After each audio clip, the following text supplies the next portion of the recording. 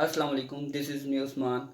उम्मीद है आप सब खैरियत से होंगे और आप सबको बहुत बहुत मुबारक हो। पाकिस्तान मैच बांग्लादेश से बड़े अच्छे मार्जिन के साथ जीत गया। तो पूरी पाकिस्तानी कौम को और ऑल ओवर द वर्ल्ड जहाँ जहाँ भी पाकिस्तानी टीम के फैंस हैं उनको मेरी तरफ से बहुत बहुत मुबारक हो।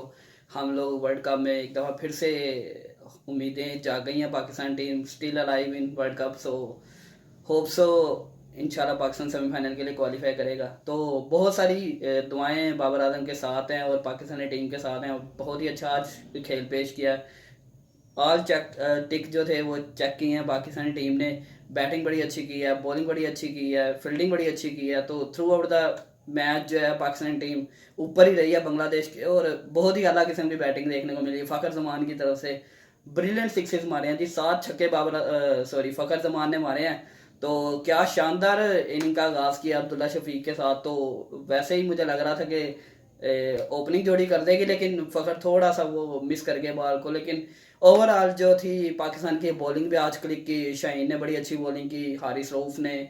उसके अलावा मैं समझता हूँ वसीम जूनियर के का बड़ा एडिशन अच्छा रहा है। तो ओवरऑल बैटिंग और बॉलिंग ज़बरदस्त किस्म की रही है पाकिस्तान की तरफ से। एंड हम लोग थोड़ा जल्दी और 2-3 ओवर पहले कर सकते थे, क्योंकि नेट रन रेट यहाँ पे बड़ा इंपॉर्टेंट रोल प्ले करेगा पाकिस्तानी टीम के लिए। अब देखें क्या बनता है, क्या सिचुएशन बनती है। सारी नज़रें हमारी कल के मैच के ऊपर हैं।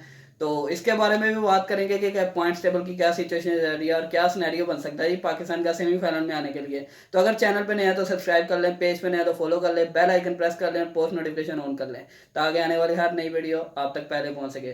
तो जी, मैच का आगाज से टॉस जो है वो जीत गए और उन्होंने पहले बैटिंग का फैसला किया शाकिब अल हसन ने।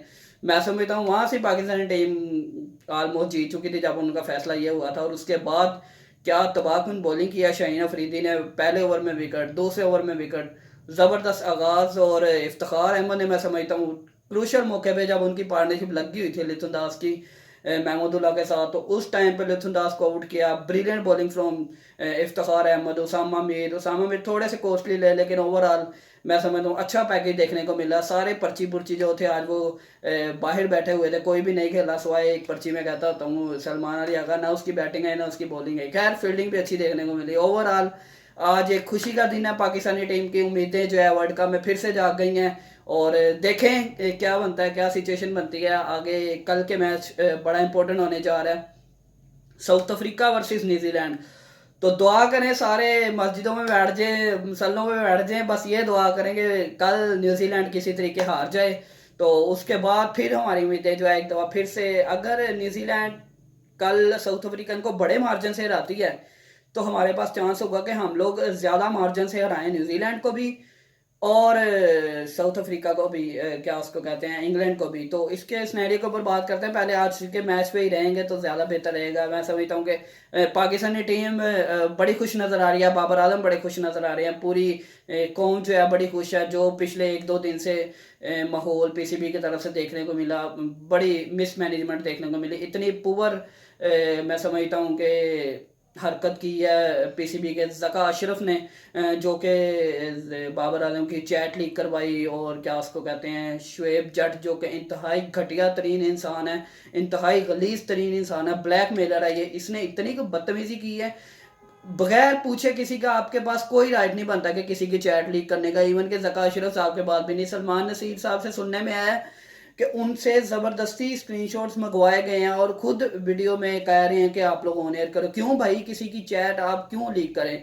तो पूरे दुनिया में बाबर आजम को बैक किया जा रहा है। Michael Vaughan, Irfan Pathan, Pakistani ex players, even के शाहिद अफरीदी ने बड़ी स्टेटमेंट दिया कि ज़का अशरफ को चाहिए कि अपनी कुर्सी संभाल के और अपने काम से काम रखें। तो शट अप कॉल एक दफ़ा फिर से शाहिद अफरीदी ने दे दिया उनको कि अपनी लिमिट में रहें और अपने काम से काम रखें। तो मैं समझता हूँ कि एक बहुत ही इररिस्पॉन्सिबल और इमेच्योरिटी वाली हरकत देखने को मिली है ज़का अशरफ की तरफ से, जो कि इन्होंने कल एक बहुत ही बदतमीजी की है, बाबर आजम की चैट लीक किया। और मैं समझता हूँ कि एक अनएथिकल चीज़ देखने को मिली है। और फिर आप जब टीम टूर पे पहुंची हुई है और हम लोग इस पोजीशन में है कि हम लोग वर्ल्ड कप में वापस आ सकते हैं, फिर क्या उसको कहते हैं प्रेस रिलीज करवाना कि मैंने टीम सेलेक्ट नहीं की है। वो भाई, अगर जब आपने टीम सेलेक्ट नहीं की, जब चले गए तो फिर इसको बैक करो।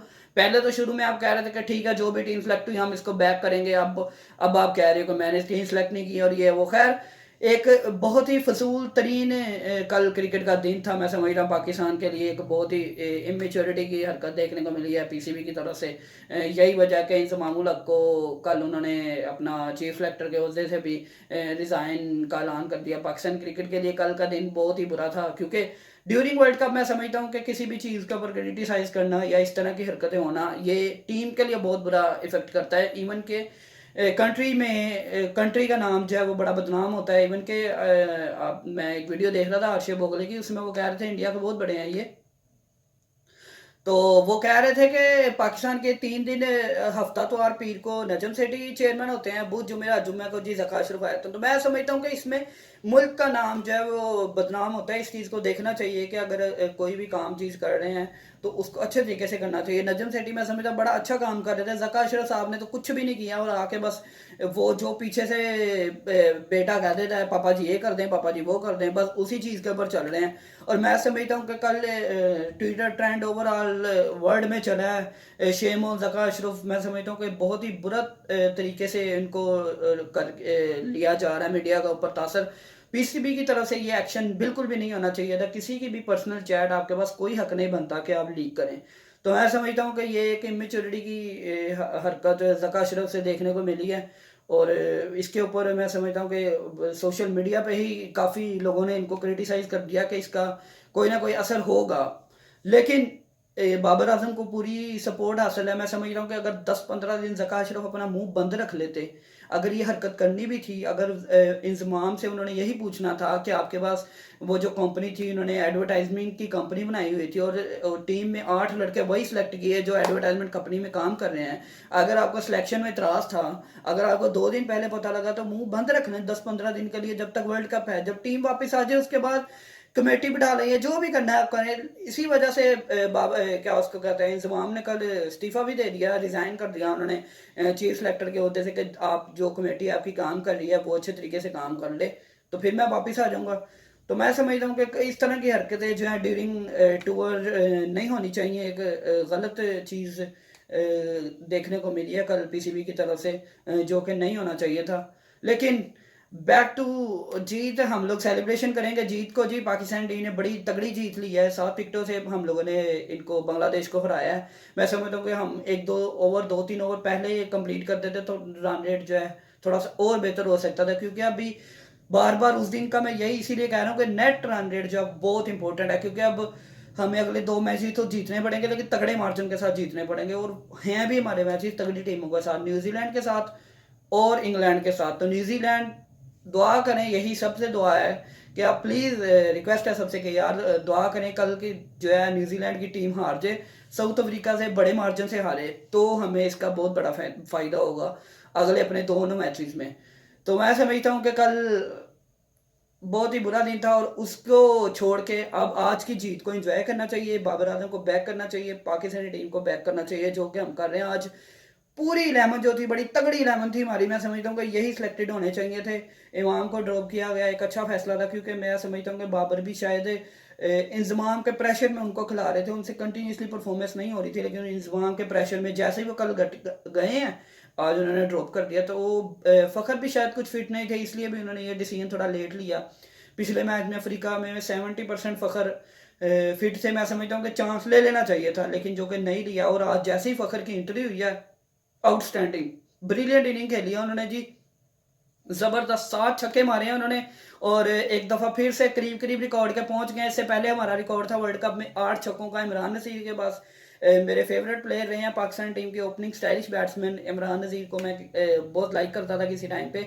अनफॉर्चुनेटली अब वो टीम का हिस्सा नहीं है, लेकिन अगर वो होते तो मैं समझता हूँ कि वो कम अज़ कम लाला के काफ़ी हद तक रिकॉर्ड तो वो तोड़ सकते थे। बहुत स्टाइलिश प्लेयर थे। मैं समझता हूँ अल्लाह उनको सेहत तंदुरुस्ती दे, काफ़ी बीमार रहे और अल्लाह पाक उनके लिए आसानियाँ पैदा करे। लेकिन 160 का रिकॉर्ड भी जी इमरान नज़ीर के पास ही है। 160 वर्ल्ड कप का में 160 रन की जो इनिंग के लिए, वो स्टिल अभी तक रिकॉर्ड जो है इमरान नज़ीर के पास है। तो इमरान नज़ीर मैं समझता हूँ कि बहुत ही ज़बरदस्त किस्म के पाकिस्तान के स्टाइलिश ओपनिंग बैट्समैन थे। तो आज करीब करीब फ़खर पहुंचे उनके 7 छक्कों के, लेकिन अभी भी स्टिल रिकॉर्ड जो है इमरान नज़ीर के पास ही 8 छक्कों का। लेकिन ब्रिलियंट इनिंग खेली है फ़खर ने और टीम को ओवर द लाइन किया ज़बरदस्त किस्म की। वही स्टिल इशू पाकिस्तानी टीम का मैं कह रहा था आपको कि 80 को 100 में नहीं करते, वही मसला आज फ़खर 80 को 100 में नहीं कर सके। लेकिन मैं समझता हूँ अगर बाबर आजम आज ऊपर ना आते, अगर किसी और अटैकिंग प्लेयर को भेज देते कि जाओ यार चार्ज करो और जल्दी मैच को ख़त्म करो, तो ये अच्छी अप्रोच हो सकती थी मेरे ख्याल से। लेकिन बाबर ने भी आके अटैकिंग क्रिकेट खेली है, उन्होंने अटैक करने की कोशिश की। जिस शॉट पे वो आउट हुए हैं वो कोशिश कर रहे थे कि जल्दी से मैच खत्म हो, क्योंकि हम लोगों को नेट रन रेट इस टाइम इंपॉर्टेंट है और वही चाहिए था। लेकिन ओवरऑल जीत पाकिस्तान की हुई है, सबको बहुत ज़्यादा मुबारक हो। और बहुत अच्छी बॉलिंग रही है हमारे, क्या उसको कहते हैं, टीम की। शाहीन अच्छी रहे, फॉर्म में रहे हैं आज। पूरी बॉल तगड़ी बॉलिंग जो करवाई है उन्होंने, फुल लेंथ पे उनकी जो गई है बॉलिंग वेरिएशन के साथ आज देखने को मिली है। उसामा मीर थोड़े से कॉस्टली थे, लेकिन मैं समझता हूँ उनकी जो स्पिन हुई है आज और प्रॉपर डिलीवरीज जो उनकी वो मारते होते हैं, उन्होंने हर बॉल मारी है और उसका इम्पैक्ट पड़ा है। एक आधी फुल टॉस भी हुई है उनसे, थोड़ा सा उसके ऊपर उनको मैं समझता हूँ कि वर्किंग करनी चाहिए, शायद वो कर भी रहे होंगे। लेकिन ओवरऑल इफ्तिखार ने बहुत अच्छी विकेट ली थी, जो लिथुन दास की और महमूदुल्लाह की थी, वो क्रूशल था। तो जो बोल्ड किया शाहीन ने महमूदुल्लाह का, मैं समझता हूँ मिडिल स्टंप पे कमाल की बॉल थी। आज वसीम अकरम की भी साथ वो वर्ल्ड कप वाली दिखा रहे थे वीडियो के, ऑलमोस्ट इसी एंगल से वो ओवर द विकेट आए और उन्होंने यॉर्कर मार के बॉल्ड किया था। तो आज कमाल की बॉलिंग देखने को मिली, हारिस रऊफ की तरफ से भी अच्छी बॉलिंग थी। वसीम जूनियर ने क्या शानदार तीनों विकेटें ली और तीनों बोल्ड किए, एंड पे आके मैच को जल्दी से क्लोज किया। ज़बरदस्त किस्म की बॉलिंग देखने को मिली है। तो एक अच्छा असर पड़ेगा पाकिस्तान का इस जीत के साथ, क्योंकि ये इसी मोमेंटम के साथ रहे हैं जो साउथ अफ्रीका के साथ भी था। तो ये एक अच्छा साइन है। मैं समझता हूँ कि अगले मैच में अगर हम, क्योंकि हमारा मैच अगला उनके साथ है, न्यूजीलैंड के साथ है, तो हम लोगों को जाना चाहिए, बेंगलुरु में है। और उधर मैं समझता हूँ कि अगर हसन अली को चांस दिया जाए हारिस रऊफ के बदले में, तो वो एक अच्छा इम्पैक्ट होगा, क्योंकि हारिस रऊफ बहुत स्पीड से करा रहे हैं बॉल और वहाँ पे वेरिएशन चाहिए। हसन थोड़ी सी स्लाइटली, थोड़ी सी इनकी जो स्पीड है वो कम है और वेरिएशन के साथ बॉल कराते हैं। तो वहाँ पे मैं समझता हूँ कि हसन के साथ जाना चाहिए। और हसन पिछले भी मैचेज में अच्छी परफॉर्मेंस देते आए हैं, तो अगर हारिस को रेस्ट करवा के अगला मैच हसन को ला लिया जाए, तो मैं समझता हूँ ये अच्छा साइन होगा। बाकी मजीद जो फर्दर है वो देखें क्या सिचुएशन होगी प्लेइंग 11 मैच एक रात पहले मैं इंशाल्लाह आपके साथ डिस्कस करूंगा। लेकिन आज की तगड़ी जीत, आप सबको बहुत बहुत मुबारक हो। तो चलते हैं जी आज के स्कोर कार्ड की तरफ, वो मैं आपके साथ शेयर करता हूँ। बांग्लादेश की बैटिंग के हवाले से आए तो 45 रन लिथुन दास ने किए हैं 6 चौकों के साथ, और तंजीद हसन आज नहीं चल सके। LBW शाहीन अफरीदी का शिकार हुए 0 रन पे। 4 शांतो, शांतो के हवाले से खबरें आ रही थी उन्होंने रिटायरमेंट का ऐलान ले लिया कर दिया, लेकिन ये पता नहीं कि क्या, अगर इस मैच की अपसेट के बाद उन्होंने लिया तो मैं समझता हूँ कि किसी के कैरियर के साथ लेकिन अच्छी चीज़ नहीं है। उनको थोड़ा स्टे करके फिर करना चाहिए। बड़े अच्छे बैट्समैन है ये शांतो। तो लेट्स सी क्या बनता है। अब सुनने में खबर आ रही है, लेकिन अभी देखता हूँ मैं जाके क्या क्या फाइनल उनकी रिटायरमेंट हो गई है या नहीं हुई। एक जगह पे मैं पढ़ रहा था। लेकिन ओवरऑल मुशफिकुर रहीम भी जो है नहीं चल सके, 5 रन बना के आउट हुए। महमूदुल्लाह रियाद एक सीनियर प्लेयर है, मैं समझता हूँ कि पिछले मैचेस में भी वो अच्छा परफॉर्म करते आ रहे हैं और टीम को बैक कर रहे हैं, टीम को सपोर्ट कर रहे हैं, अच्छा रेस्क्यू करने में कामयाब हो रहे हैं। तो उनके साथ आज शाकिबुल हसन 43 रन की इनिंग खेले हैं। 2019 में शाकिबुल हसन जो बिल्कुल तीनों स्टंप्स इनकी नजर आ रही होती थी और उससे थोड़ा सा इधर को खड़े होकर खेलते थे, और उसमें तकरीबन ऑलमोस्ट 600 से ज्यादा रन इन्होंने किए थे। और यही वजह है कि आज 23 में ये पूरे स्टंप्स को कवर करके खेल रहे हैं, जिसकी वजह से इनकी विकेट जा रही है और शॉर्ट पिच के ऊपर ही आउट हो रहे हैं। आज भी ये शॉर्ट बॉल के ऊपर आउट हुए हैं। पूरे वर्ल्ड कप में इनको जो वीकनेस रही है वो शॉर्ट बॉल रही है, लेकिन आज इन्होंने थोड़ा सा कोशिश की कि तीनों स्टंप दिखा के खेले हैं, तो अच्छे स्कोर करने में ये कामयाब हुआ। 43 रन की इन्होंने इनिंग खेली है, बहुत अच्छी इनिंग खेली है। उसके अलावा मेहदी हसन जो है 25 रन के साथ टीम को थोड़ा सा रेस्क्यू करने में कामयाब हुए, लेकिन उसके बाद कोई भी चल ना सका। और 4 प्लेयर्स जो हैं बांग्लादेश के डबल फिगर में गए, और इस तरह हमें 204 रन का क्या उसको कहते हैं टारगेट, 205 का, 204 पे बांग्लादेश की टीम आउट होगी। तो एक दफ़ा फिर से बॉलिंग की तरफ मैं आता हूँ, और शाहीन का अफरीदी का एक मिडन ओवर के साथ 9 ओवर में 23 रन के साथ 3 विकेटें आउटस्टैंडिंग थी। आज मैं समझता हूँ पूरे रिदम में शाहीन नजर आए हैं, और 100 विकेट्स भी इन्होंने कंप्लीट की हैं अपने कैरियर की फास्टेस्ट, जो कि मिचेल स्टार्क से एक नंबर ऊपर आ गए। उन्होंने 52 मैचेस में किए हैं, इन्होंने 51 में। तो congratulations to Shaheen Afridi, once again brilliant bowling from this match.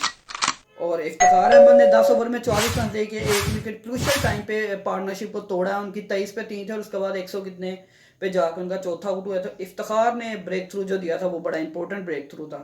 उसके बाद हारिस रऊफ ने 8 ओवर में 36 रन और 2 विकेटें, आउटस्टैंडिंग बॉलिंग। उसके अलावा 8.1 में मोहम्मद वसीम जूनियर 3 विकेटों के साथ, तीनों लास्ट जो इन्होंने आउट किए हैं, बोल्ड किए हैं, बड़े ज़बरदस्त किस्म के पूरी बॉलिंग करवाते नजर आ रहे हैं। मैं यही कह रहा था कि वसीम जूनियर से बॉलिंग जो है ना वो बाबर आजम पूरी नहीं करवाते, यही वजह कि इनसे 5-6 ओवर करवा के इनको स्टॉप करवा देते हैं। आज उसने देखे 9वें ओवर तक आया है, तो इसने ये जो आखिरी तीनों आउट किए हैं, ये 7वें 8वें ओवर में आउट किए हैं इसने। तो उसामा मीर 10 में 66, 1 विकेट, बड़ी अच्छी बॉलिंग करवाई है और एक बड़ा अच्छा कैच भी किया इसने उसामा ने। और एक कैच के बाद इनके चोट भी उंगली पे लग गई थी, लेकिन दोबारा फिर से आ गए थे। तो अच्छी फील्डिंग देखने को मिली पाकिस्तान की टीम की तरफ से, और ये कि अच्छा साइन है और पाकिस्तान टीम मोमेंटम में आ गई है। फ़खर की क्या बात है जी, फ़खर पाकिस्तान आउटस्टैंडिंग इनिंग खेली है। जो पाकिस्तान पिछले मैचेस से मिस करता आ रहा था वो आज फ़खर ने पूरा किया है। और मैं समझता हूँ सेंचुरी करनी चाहिए थी, 80 को 100 में कन्वर्ट करना चाहिए था, लेकिन अनफॉर्चुनेटली फ़खर बाउंड्री से कैच हो गए। लेकिन ओवरऑल 7 छक्के कमाल के मारे, मज़ा आ गया। 3 चौकों के साथ 74 बालों पे 81 रन, ब्रिलियंट इनिंग। उसके अलावा अब्दुल्ला शफीक ने क्या शानदार बैटिंग की है, अटैकिंग क्रिकेट देखने को मिली है। मैं समझता हूँ कि अभी तक जो भी वर्ल्ड कप में अटैकिंग क्रिकेट पाकिस्तान के एंड से हो रही है, एक तो फ़खर कर रहे हैं और दूसरा ये अब्दुल्ला शफीक डर के नहीं खेलते, चढ़ाई कर देते हैं, अगले के ऊपर अटैक कर देते हैं ताकि वो अगला बैकफुट पे चला जाए। यही वजह है कि अब्दुल्ला शफीक ने अभी तक के वर्ल्ड कप में 2 इनिंग्स के अलावा बाकी सब में 50 और सेंचुरी मारी है। मैं समझता हूँ बड़ी अच्छी इनिंग खेलने में कामयाब हुए हैं। 68 रन किए हैं जी अब्दुल्ला शफीक ने, 2 ब्रिलियंट छक्कों के साथ 9 चौके मारे हैं।